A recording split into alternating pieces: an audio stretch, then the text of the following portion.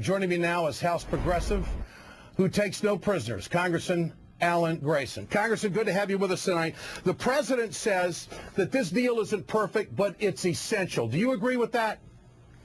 Well, the president, after 2 years in office, is still casting around for some way to deal with the stubbornness and callousness of the Republican Party in Washington, and he hasn't found it yet.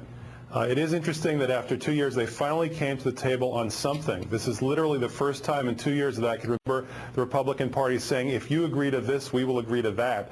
Up till now, it's just been no, no, no, no, no. So it's an interesting development, but in fact, what the Republicans have wanted from the beginning of this negotiation was an extension for 2 years of all the tax cuts. And in the end, what they got at the end of this negotiation was an extension for 2 years of all the tax cuts. In other words, the president didn't really make a lot of progress in negotiating with them.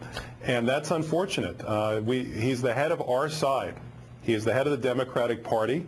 He is our highest elected official. Is it capitulation? Is it capitulation in your opinion? I look at it a little differently. What has happened is they played a game of chicken with him. He was driving right at them. They were driving right at him. And in the end, he was the one who turned the wheel. Was this un-American, in your opinion, to hold the unemployed in this country hostage in these negotiations? Well, of course. I mean, the Republican Party sent the president a ransom note saying, if you ever want to see any benefits for the unemployed again, you're going to have to give in to us on tax cuts for the rich. And this the price tag for this 2-year agreement is another $70 billion a year out the window to give money to people who have all the money in America at this point.